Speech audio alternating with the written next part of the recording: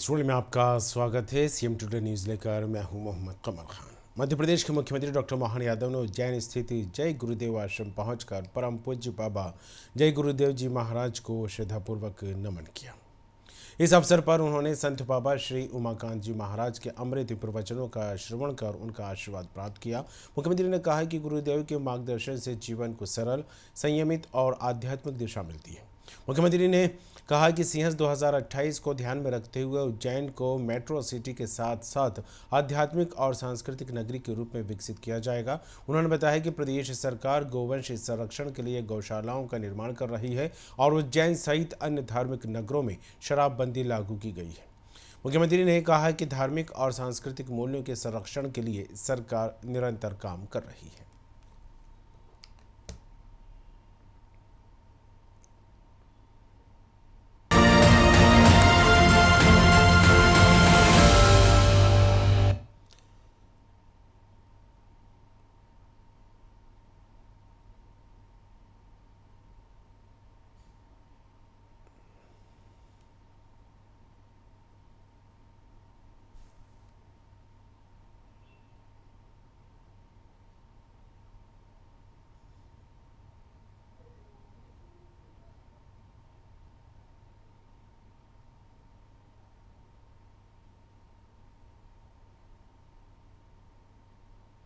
बाबा महाकाल की नगरी में हमारे बीच परम पूज्य जय गुरुदेव महाराज की ध्वजा को लेकर के परम पूज्य उमाकांत जी महाराज हमारे बीच आज अपने बीच अपना प्रवचन भी दे रहे, हमारा मार्गदर्शन भी कर रहे हैं।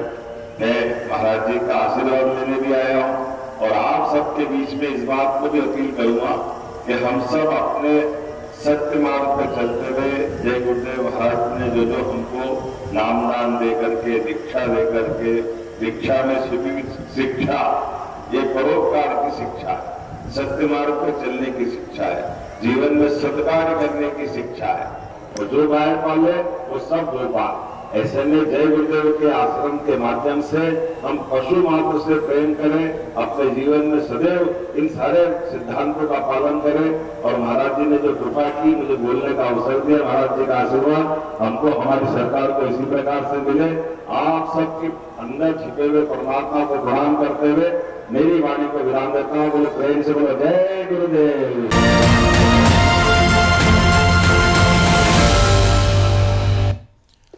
मुख्यमंत्री डॉक्टर मोहन यादव ने उज्जैन प्रवास के दौरान रामघाट पर चल रहे विकास कार्यों का निरीक्षण किया और अधिकारियों को सभी निर्माण कार्य गुणवत्ता के साथ समय पर पूरे करने के निर्देश दिए।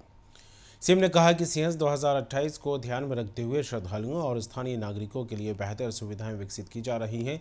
शहर में व्यापक चौड़ीकरण कार्यों के साथ यातायात, स्वच्छता और मूलभूत सुविधाओं का विस्तार किया जा रहा है। मुख्यमंत्री डॉक्टर मोहन यादव ने कहा कि सभी परियोजनाओं की सतत मॉनिटरिंग की जा रही है ताकि उज्जैन को सुव्यवस्थित, आधुनिक और सुविधायुक्त धार्मिक नगरी के रूप में विकसित किया जा सके।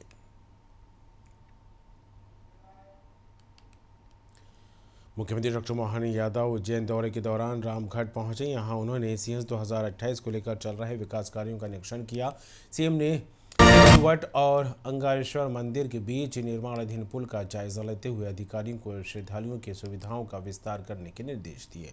उन्होंने घाटों पर बैठने की व्यवस्था, वस्त्र परिवर्तन कक्ष, स्वच्छ शौचालय और हर 200 मीटर पर सुविधा गृह विकसित करने पर जोर दिया।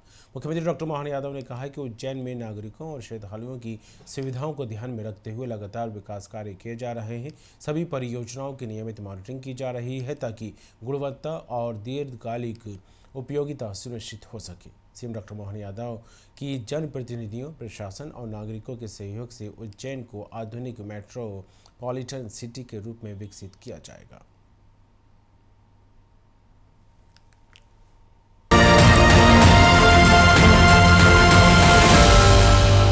सारे कामों को करते हुए जनता की सुविधाओं को बढ़ाने में लगे हुए हैं। हमारी सरकार के माध्यम से हम सब इन सारी चीज़ों को मॉनिटरिंग भी कर रहे हैं और कोशिश कर रहे हैं कि हमारे अपने इस सारे निर्माण कार्य का दूरगामी दृष्टि से लंबे समय तक शहर को भी लाभ मिले, दर्शनार्थी, श्रद्धालु। ये ऐतिहासिक नगरी भी है, पौराणिक नगरी भी है। ऐसे में मुझे इस बात का भी संतोष है कि यहाँ के जनप्रतिनिधि भी, यहाँ की जनता भी प्रशासन भी सब मिलके भावना से लगे, श्रद्धा से लगे और उसके रिजल्ट भी दिखाई दे रहे हैं। लोग अपने मकान खुद तोड़ कर रास्ता निकाल रहे हैं और सभी धर्मों के लोग इस बात में समर्थन कर रहे हैं कि अपने देवस्थान को, धर्मस्थल को हटाने के लिए वो अपने खुद की पहल से काम कर रहे हैं। ये बड़ी अनुकूलता वाली बात है। मैं एक तरह से सरकार का मुखिया होने के नाते से इसका अभिनंदन भी करता हूँ और उज्जैन का विधायक होने से अपने आप पे हमारी अपनी कामों के प्रति गर्व और गौरव का अनुभूति भी होती है। मेरी अपनी ओर से बधाई। जय गुरुदेव।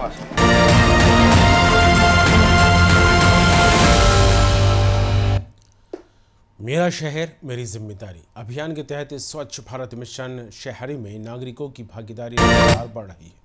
स्वच्छता सर्वेक्षण के अंतर्गत मध्य प्रदेश के नागरिकों द्वारा अब तक 19 लाख से अधिक फीडबैक दर्ज किए जा चुके हैं। यह अभियान शहरों को स्वच्छ, सुंदर और बेहतर बनाने की दिशा में जनसहभागिता को मजबूत कर रहा है। नागरिकों से अपील की गई है कि वे QR कोड स्कैन कर अपने शहर की स्वच्छता व्यवस्था पर फीडबैक जरूर दें। शासन का उद्देश्य जनता की राय के आधार पर सफाई व्यवस्था को और बेहतर बनाना है ताकि स्वच्छ और स्वस्थ शहरों का निर्माण किया जा सके।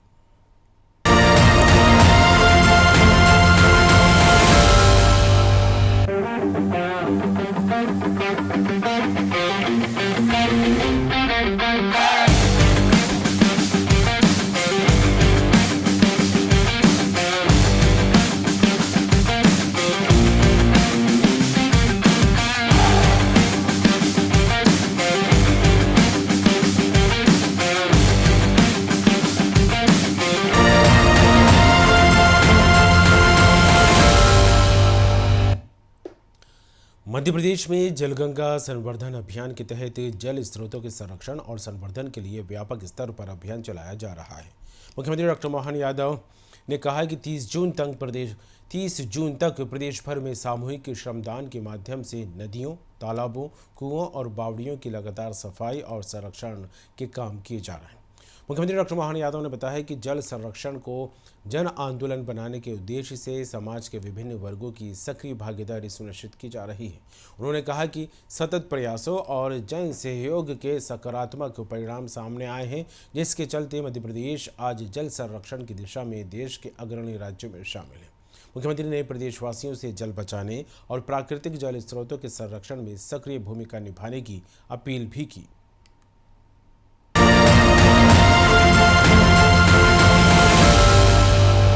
30 जून तक क्षिप्रा गंगा दशहरे के अवसर पर भी पूरे प्रदेश भर में एक साथ सामूहिक रूप से श्रमदान का नदी, नहर, कुएं, बावड़ी, तालाब लगभग सभी स्थानों पर जन भागीदारी से जल संरक्षण की जन जागरूकता का काम भी हाथ में लिया है। मुझे इस बात का संतोष भी है कि जल संरक्षण के काम को लेकर पूरे देश में मध्य प्रदेश नंबर 1 पे चल रहा है, प्रदेश के नाते से भी, और जिले के स्तर पे भी हमारा मध्य प्रदेश आगे बढ़ रहा है। मैं कल ही जल शक्ति मंत्रालय के पास इस आंकड़ों को देख भी रहा था और उम्मीद करेंगे कि हमारा ये क्रम भी बरकरार रहे। वैसे भी जल ही जीवन है, जल के माध्यम से जागरूकता भी है और प्रकृति का संतुलन भी है। इसीलिए सालों पहले से यहाँ रामघाट से क्षिप्रा परिक्रमा, गंगा दशहरा मनाने की परंपरा प्रारंभ की थी। मैं उम्मीद करूंगा कि इस साल 25-26 को निकलने वाली गंगा दशमी की परिक्रमा भी गौरव के साथ मने और देश और प्रदेश भर में जल संरक्षण को लेकर माननीय प्रधानमंत्री श्रीमान नरेंद्र मोदी जी के आग्रह पर हम सब जल संरचनाओं पे काम कर रहे हैं। उम्मीद करेंगे कि इस पे और अच्छे से काम होगा।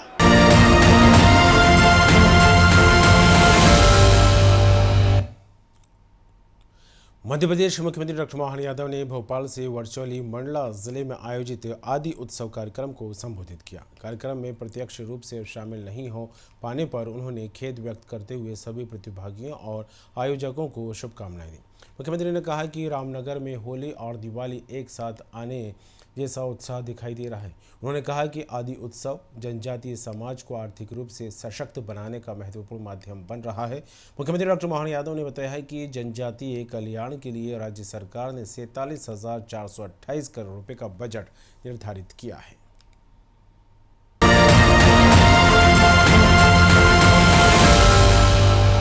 भाइयों बहनों, जय जोहार, जय बड़ा देव और मां नर्मदे महारानी की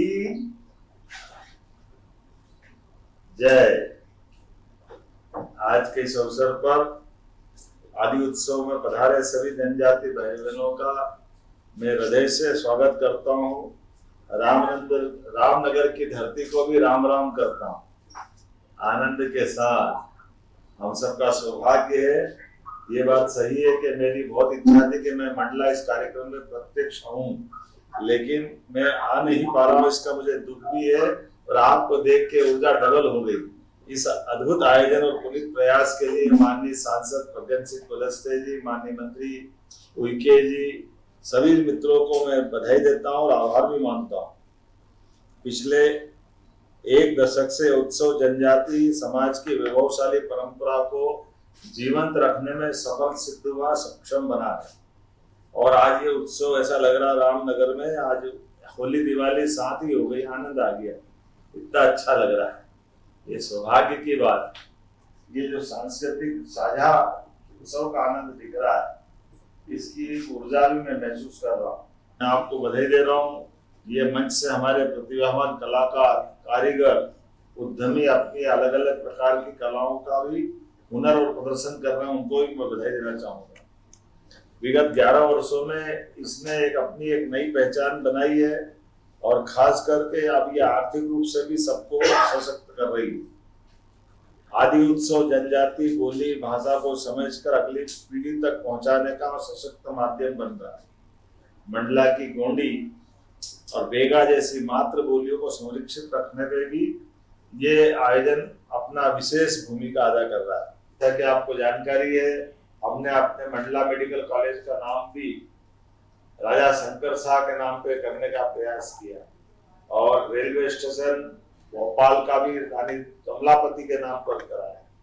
एयरपोर्ट के नाम भी बदल रहे हैं। राजा भभूत सिंह और दुर्गावती जी के नाम पर हमने पिछले समय कैबिनेट भी की थी। ये जननायकों के लिए हमारी प्रतिबद्धता भी। जनजाति कल्याण के लिए पिछले साल भी जो बजट हमने रखा वो 47,428 करोड़ का था और खासकर तेंदुपत्ता संग्राहक से लगा करके सब क्षेत्रों में सरकार काम कर रही है। प्रधानमंत्री जनमन योजना, धरती आबा योजना आदि सेवा पर में जनजाति कल्याण के लिए मील के पत्थर साबित हो रहे हैं। माननीय प्रधानमंत्री श्रीमान नरेंद्र मोदी जी 20 जिलों में वनधन केंद्र के माध्यम से 126 वनधन केंद्र स्थापित कर रहे हैं। वो जनजाति युवाओं को रोजगार भी दे रहे हैं। जनजाति गौरव दिवस के भव्य आयोजन के साथ जनजाति वीर नायकों के संस्थान और संग्रहालयों की स्थापना जनजाति अस्मिता को बढ़ाने की प्रतिष्ठा दिलाने में एक बड़ी भूमिका है। जब मैं युवाओं को देख करके बात कर रहा हूँ, ऐसे में हमारी प्रतियोगी परीक्षाओं के माध्यम से, आकांक्षा योजना के माध्यम से भी युवाओं को ट्रेनिंग दी जा रही है। 94 सांदीपनि विद्यालय, 63 एकलव्य आदर्श विद्यालय खोले गए। जनजाति वर्ग की बालिकाओं के लिए 82 माता सबरी आवासीय विद्यालय, 90 विकास खंडों में सिकल सेल हीमोग्लोबिन पैथी, ऐसे कई काम हम कर रहे हैं। लेकिन सच में अगली बार ये पक्का करूंगा कि आपके बीच में आकर इस कार्यक्रम में रहूंगा। आज तो यही से नमस्कार कर रहा हूँ और अच्छा लग रहा है।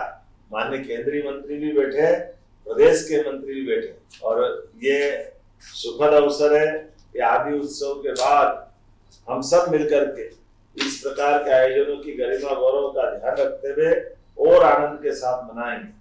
हमारे आदिवासी भाई बहनों के साथ ये जो हमारा रिश्ता है, ये मध्यदेश और सौभाग्यशाली है जहां पर ये सारे मौके मिलते हैं। एक बार फिर मेरी अपनी ओर से आप सबका पुनः वंदन, अभिनंदन। भारत माता की जय।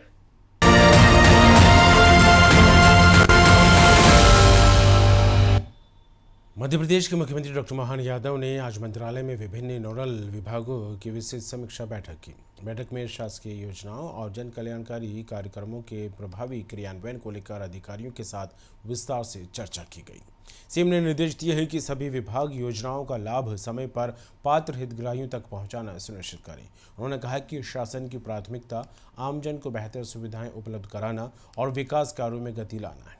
सीएम डॉक्टर मोहन यादव ने अधिकारियों को योजनाओं की नियमित मॉनिटरिंग करने, पारदर्शिता बनाए रखने और कार्यों में गुणवत्ता सुनिश्चित करने के निर्देश भी दिए। उन्होंने कहा कि जनहित से जुड़े कार्यों में किसी प्रकार की लापरवाही स्वीकार नहीं की जाएगी। मुख्यमंत्री ने विभागों के बीच बेहतर समन्वय के साथ परिणाम आधारित कार्य संस्कृति अपनाने पर भी जोर दिया। सीएम डॉक्टर मोहन यादव ने कहा है कि राज्य सरकार हर कदम पर अन्नदाताओं के साथ मजबूती से खड़ी है। उन्होंने कहा कि बीज से लेकर बाजार तक खेती के प्रत्येक चरण में किसानों को मजबूत संबल प्रदान किया जा रहा है। मुख्यमंत्री ने बताया कि सरकार किसानों को उन्नत बीज, सिंचाई सुविधाएं, तकनीकी सहायता, फसल संरक्षण और उचित समर्थन मूल्य उपलब्ध कराने के लिए लगातार काम कर रही है। साथ ही कृषि उत्पादों के बेहतर विपणन और किसानों की आय बढ़ाने के प्रयास भी किए जा रहे हैं। मुख्यमंत्री डॉक्टर मोहन यादव के किसान समृद्ध होंगे तो प्रदेश और देश भी मजबूत बनेगा।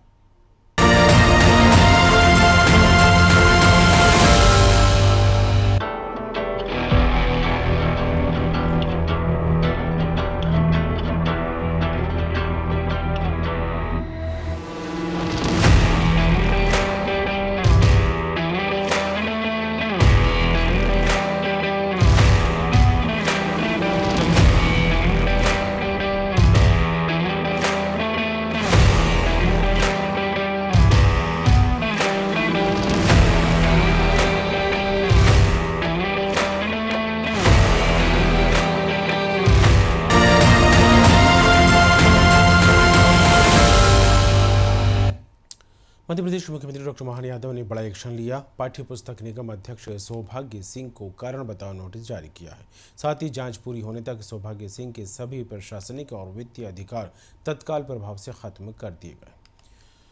निगम कार्यालय, सरकारी वाहन, संसाधन, बैठकों और कर्मचारियों के उपयोग पर भी रोक लगाई गई। दरअसल मध्य प्रदेश पाठ्य पुस्तक निगम के अध्यक्ष सौभाग्य सिंह ने पदभार ग्रहण के दौरान 200 गाड़ियों की रैली निकाली थी। इस पर मुख्यमंत्री कार्यालय ने संज्ञान लिया। सरकार ने वाहन रैली को फिजूल खर्ची और शासन की सादगी नीति के खिलाफ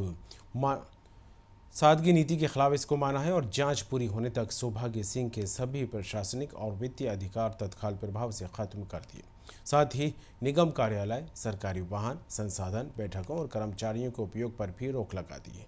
मुख्यमंत्री डॉक्टर मोहन यादव का स्पष्ट संदेश है कि सार्वजनिक पद पर दिखावा और अनुशासनहीनता बर्दाश्त नहीं होगी। दिल्ली प्रवास के दौरान मुख्यमंत्री डॉक्टर मोहन यादव ने गुरुवार को दिल्ली मेट्रो में सफ़र कर सादगी, मितव्यता और पर्यावरण संरक्षण का संदेश दिया। उन्होंने शिवाजी स्टेडियम मेट्रो स्टेशन से एयरपोर्ट एक्सप्रेस लाइन तक आम यात्रियों के बीच यात्रा की। ये पहल प्रधानमंत्री नरेंद्र मोदी के पब्लिक ट्रांसपोर्ट के अधिक उपयोग के आह्वान के अनुरूप मानी जा रही है। मुख्यमंत्री ने कहा कि मेट्रो जैसे आधुनिक परिवहन साधन न केवल समय की बचत करते हैं बल्कि हादसे में घायल श्रमिकों से इंदौर के चौइथराम एमवाय और अमलतास अस्पताल पहुंचकर मुलाकात की। दिल्ली से लौटने के तुरंत बाद सीएम ने घायलों का हाल जाना और डॉक्टरों को बेहतर उपचार के निर्देश दिए। सीएम डॉक्टर मोहन यादव ने कहा कि हादसे के दोषियों पर सख्त कार्रवाई की जाएगी और पीड़ित परिवार को हर संभव सहायता उपलब्ध कराई जाएगी। उन्होंने सभी घायलों के शीघ्र स्वस्थ होने की कामना की और कहा कि राज्य सरकार संकट की इस घड़ी में प्रभावित नागरिकों के साथ पूरी मजबूती से खड़ी है।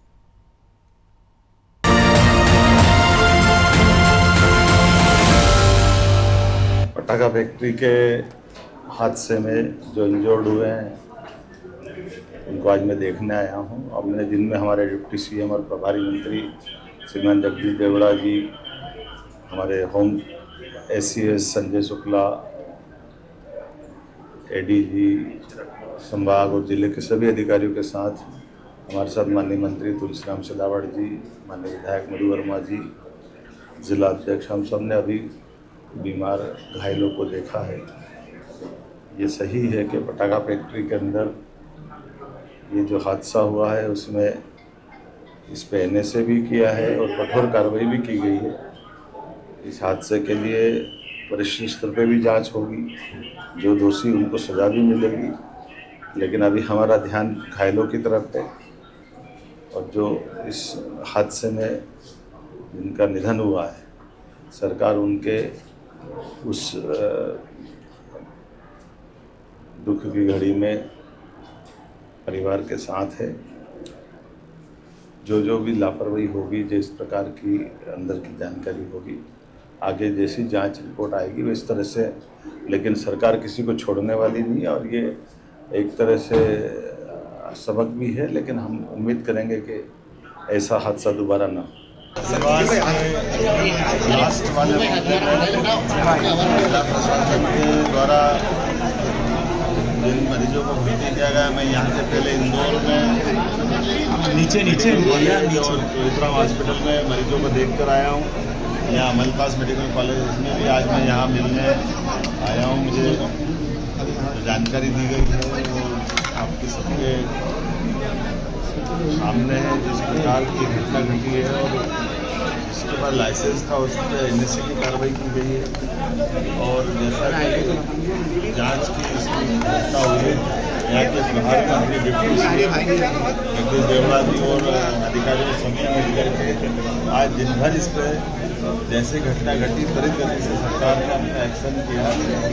और मैं इतना ही कहना चाहूँगा कि कांग्रेस को लाशों पर राजनीति नहीं करना चाहिए।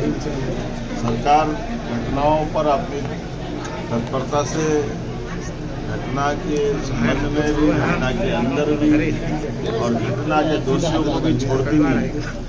हमारा अपना काम करने का तरीका माननीय प्रधानमंत्री के नेतृत्व में घटनाओं को गंभीरता के साथ लेना, त्वरित गति से गंभीर घायलों के इलाज के लिए FIO के प्रयास किए गए।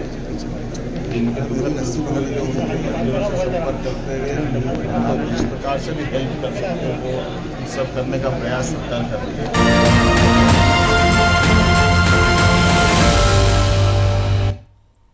इसी के साथ इस कार्यक्रम CM टुडे न्यूज़ में फिलहाल इतना ही। बने रहिए न्यूज़ वर्ल्ड के साथ।